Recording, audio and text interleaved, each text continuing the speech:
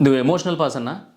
అయితే నీకోసం ఈ వీడియో నువ్వు తప్పకుండా చూడాల్సిందే. ఎందుకంటే నువ్వు ఇలా ఎమోషనల్గా ఉన్నంతకాలం ఏడుస్తా, బాధపడతా, మోసపోతానే ఉంటావు కాబట్టి, నువ్వు అలా ఉండడం కరెక్ట్ కాదు కాబట్టి, నువ్వు అలా ఉండడం నాకు ఇష్టం లేదు కాబట్టి నీకే చెప్తున్నా, సరిగ్గా విను, శ్రద్ధగా విను.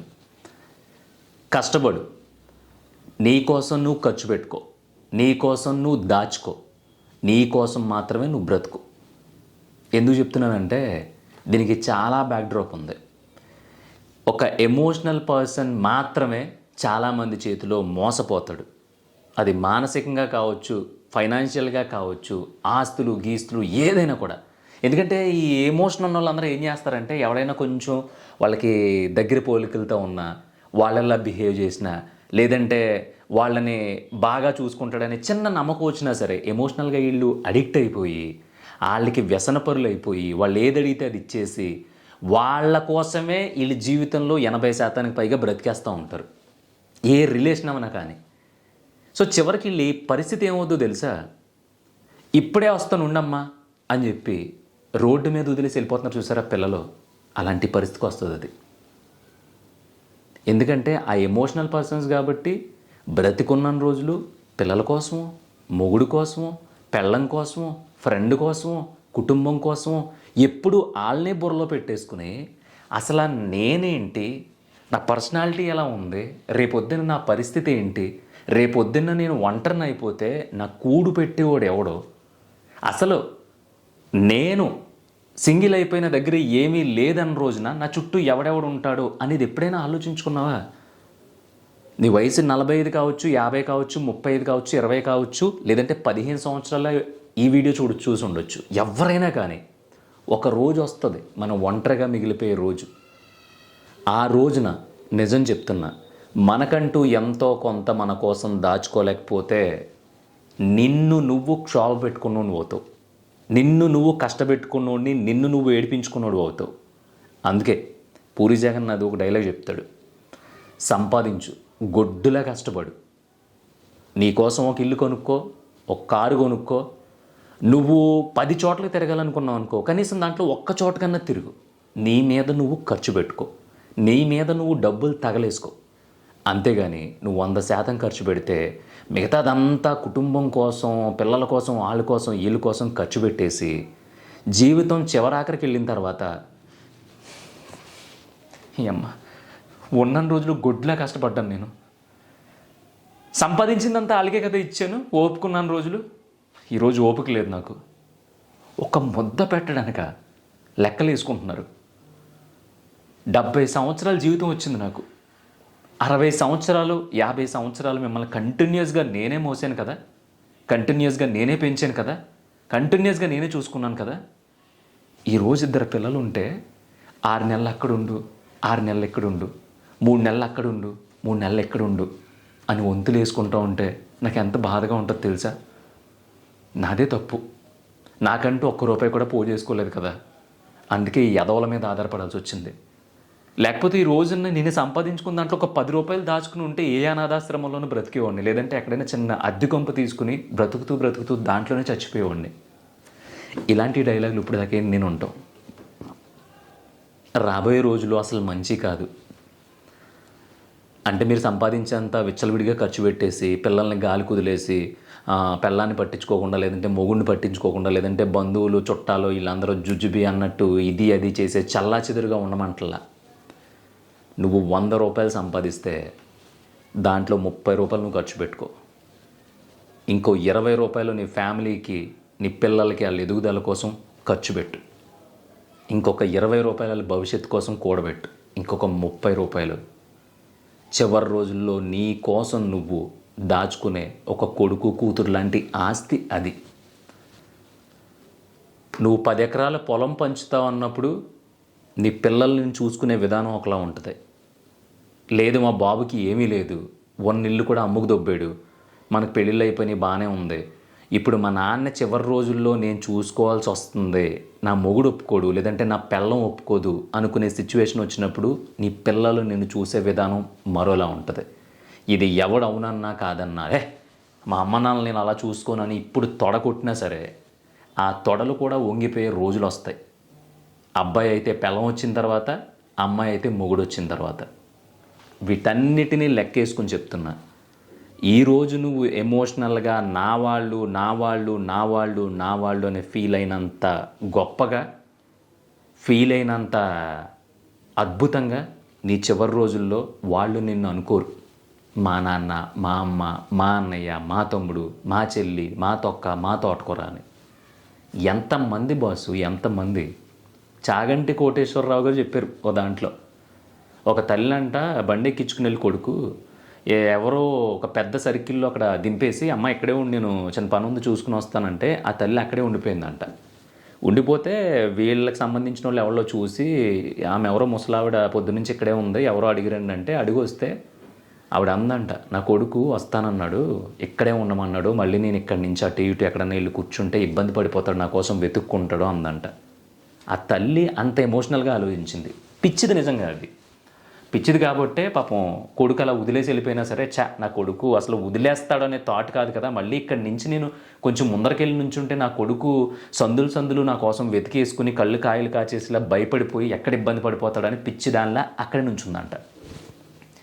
ఇది రాబోయే రోజుల్లో, ప్రస్తుతమే రాబోయే రోజులు ఎందుకు 100కి 80% కుటుంబాల్లో జరుగుతున్నాయి.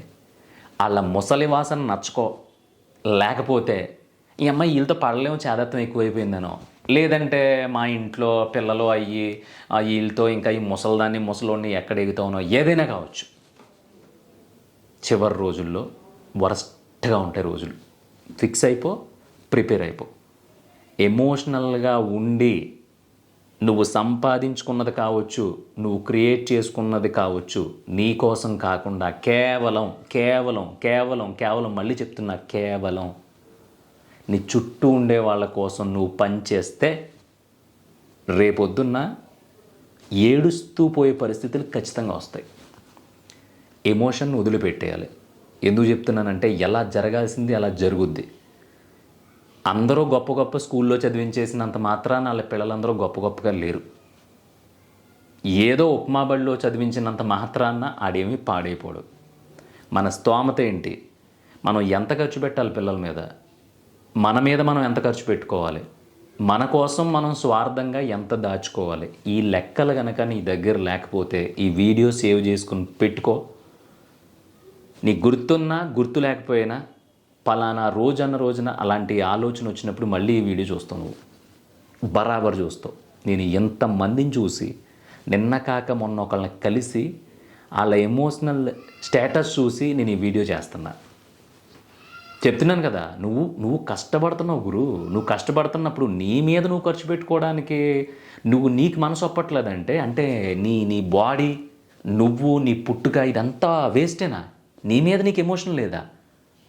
నీకు కుటుంబం మీద ఎమోషన్ ఉంది, పిల్లల మీద ఎమోషన్ ఉంది, ఫ్రెండ్స్ మీద ఎమోషన్ ఉంది, చుట్టాల మీద ఎమోషన్ ఉంది, ఆడి మీద ఈడి మీద దాని మీద దీని మీద అందరి మీద ఎమోషన్ ఉంది, నీ మీద తప్ప. నువ్వంత చులకనా? ఈ రోజు అన్న రోజు నీ బాడీని కోఆపరేట్ చేయకపోతే ఆ 10 రూపాయలు నువ్వు సంపాదించగలవా? ఈ రోజు అన్న రోజున నీ కాళ్ళు చేతులు నీ సహకరించకపోతే అసలు నీకు రెక్కాడేదా? రేపొద్దున నీ కుటుంబంలో ఉన్న డొక్కలన్నీ నిండేయా? ఎమోషన్ ఎక్కడ చూడు ఎమోషన్. నా వాళ్ళు ఏంది బాసు నా వాళ్ళు? ఎవరున్నారు చెప్పు? నీకు తెలిసి మీ చుట్టాల్లో నువ్వు ఏదైనా ఒకటి ఏమన్నా సంపాదించుకుంటే, లేదంటే నువ్వు ఏదైనా అచీవ్మెంట్ చేస్తే మనస్ఫూర్తిగా హగ్ చేసుకునేవాడు ఎవడున్నాడు? మనస్ఫూర్తిగా వచ్చి అమ్మ మా ఊర్రా అని చెప్పుకునేవాడు ఎవడున్నాడు? ఉండడు. నువ్వు వ్యాపారం పెట్టి సంవత్సరంలో 1 కోటి రూపాయలు సంపాదించావు అనుకో, మావాడే రే మా సుబ్బారావు గారు ఉన్నారు కదా, వాళ్ళ కొడుకు మావాడే ఏమనుకున్నా, మావాడు మరి తెలియదు అచ్చిప్ప మావాడు ఎరగదీసేస్తాడు తెలుసా అని తడబడిపోయి నట్టు వచ్చేస్తూ ఉంటుంది నీ గురించి మాట్లాడుతూ ఉంటే వాళ్ళకి. ఎందుకంటే నీ దగ్గర డబ్బులు ఉన్నాయి. అదే నువ్వు వ్యాపారం పెట్టి ఒక 20 లక్షలు దబ్బెట్టావు అనుకో, అయ్యా పిల్లనా కొడుకాడు, పిల్లబచ్చేగాడు, ఎర్రిపుగ్గుడాడు, తెలిసి నీకాడి గురించి చెప్పాం మేము అందరం. ఒరే నీ మొన్న పుట్టేవరా, మాకే తల్ల మెరిసిపోయి మేము అలాంటివి చాలా పెట్టి దెబ్బ అయిపోయి వద్దురంటే విన్నావు, ఏం లేదు బొక్కలో పడ్డా దోలు తీరింది, ఇప్పుడు వాళ్ళు బాబు అమ్మేహాడంట్లే ఉన్నదంతని అంటారు. ఇక్కడ ఎమోషన్ అంతా కూడా డబ్బు చుట్టూ, ఎదుగుదల చుట్టూ తిరుగుతూ ఉంటుంది. అందుకని నువ్వు ఎదిగినా ఎదగకపోయినా, సంపాదించినా సంపాదించకపోయినా, ఉన్న చోటే అలా ఉండిపోయినా సరే, నీ కోసం మాత్రం నువ్వు ఎమోషనల్గా ఆలోచించు. నీ చివరి రోజుల కోసం ఎమోషనల్గా ఆలోచించు. నీకు ఇంత బాడీ దొరికింది, ఇంత మంచి సోల్ దొరికింది, నువ్వు అందరికీ అనుకూలంగా వెళ్తున్నావు తప్ప నీకు అనుకూలంగా ఎవరో రారు. ఎందుకంటే వాళ్ళకి అవసరం లేదు. అలాంటప్పుడు నీ కోసం నువ్వు ఎమోషనల్గా ఆలోచించు. 20 సంవత్సరాల అమ్మ బాబులు పెంచుతారు, వాళ్ళ గురించి మనం మినిమమ్ దేకం, ఒక 5 నిమిషాలు ఫోన్ మాట్లాడడానికి మనకు తీరిక ఉండదు. కానీ నిన్న కాక మొన్న 2-3 సంవత్సరాలు 4-5 సంవత్సరాలు ప్రేమించిన పిల్ల సడన్గా అవాయిడ్ చేయడం మొదలెట్టింది అనుకో, మనకు అన్నీ టైట్ అయిపోతాయి. ఏమైంది చెప్పు బంగారం బుజ్జి, నేను ఏమైనా తప్పు చేశానా, నేను ఏమన్నా మార్చుకోవాలా, నేను ఉల్లిపాయలు అమ్మాలా, టమాటాలు అమ్మాలా, లేదంటే కొత్తిమీర అమ్మంటావా, ఎండి చేపలు అమ్మంటావా, లేదంటే హాఫ్ న్యూడ్గా తిరగమంటావా, నిక్కర్ లేకుండా తిరగమంటావా, డ్రాయర్ వేసుకోవాలా వద్దా, అసలు షర్ట్ పై బటన్ పెట్టుకోలేదనే కదా నీ కోపం, రేపు పొద్దు నుంచి దబ్బలం పెట్టి పైనుంచి కింద కుట్టేసుకుంటాను, యూరియా సంచులు వేసుకుని తిరుగుతాను, ఎవరికి కనిపించను, కానీ నాతో మాట్లాడు. రిక్వెస్ట్ చేయడానికి ఒక హద్దు ఉంటుంది. మనల్ని కావాలనుకుని వచ్చిన వాళ్ళు, మనతో పాటు కొన్ని రోజులు ట్రావెల్ చేసిన వాళ్ళు, మనం ఇష్టం అయితే మనతో ఉంటారు, లేదు ఇది మనకు సెట్ అవ్వడు, అబ్బాయి మన లైఫ్ సెట్ అవ్వదు అనుకుంటే దుబ్బేస్తారు.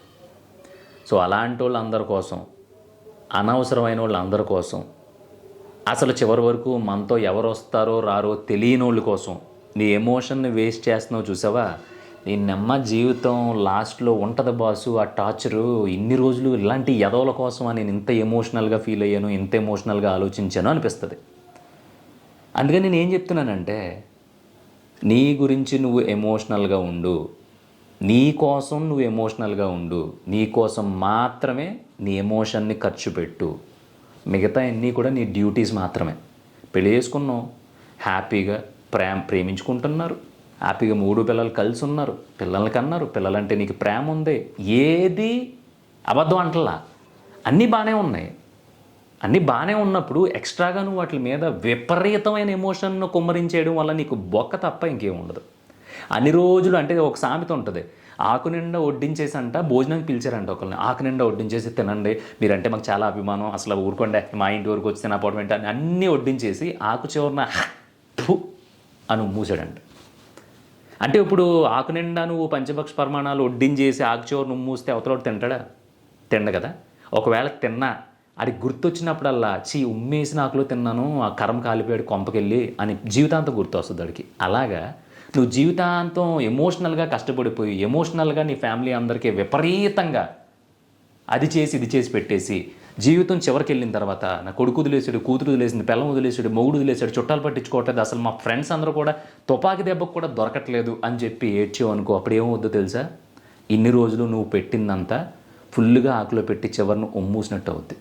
నేను బతుకున్న రోజులు కష్టపడ్డాను, నా కష్టం మొత్తం ఈ యాదవుల మీదే దారిపోసాను, నాకంటూ ₹1 దాచుకోలేదు అని నువ్వేదైతే దెప్పుతూ ఉంటావో దానివల్ల ఇప్పటి వరకు నువ్వు చేసినంత వేస్ట్ అయిపోద్ది. అంతెందుకు, ఇదంతా పక్కన పెట్టేసి నీకోసం నువ్వు కొంచెం దాచుకో అని చెప్తున్నా. ఆ ఎమోషనల్ అవ్వడం మానే అని చెప్తున్నా. నీ వల్ల ఎంత అయితే అంతే చెయ్యి అని చెప్తున్నా. ఒకే ఒక జీవితం, ఇది అందరూ చెప్పే డైలాగే. మనం ఏం చేసినా ఏం చేయకపోయినా బ్రతకాల్సిందే, అనుభవించాల్సిందే, చివరికి పోవాల్సిందే, ఇది ఫిక్స్. అలాంటప్పుడు ఓవర్ ఎమోషనల్గా ఆలోచిస్తే ఒరిగేదేంటి? నువ్వే ఆలోచించుకో. చాలామంది చాలా క్వశ్చన్స్ చేస్తున్నారు, ఇదంతా కాదు. నెక్స్ట్ వీడియో దేని గురించి మాట్లాడమంటారో కామెంట్ చేయండి. కామెంట్ ప్రాపర్గా ఉండాలి, ఎలాబరేట్గా ఉండాలి. దాని గురించి నిర్మోహమాటంగా బూత్ అయినా సరే మాట్లాడడానికి నేను రెడీ. కానీ ఒకటి గుర్తుపెట్టుకో, ఎమోషనల్ అవ్వడం మానే.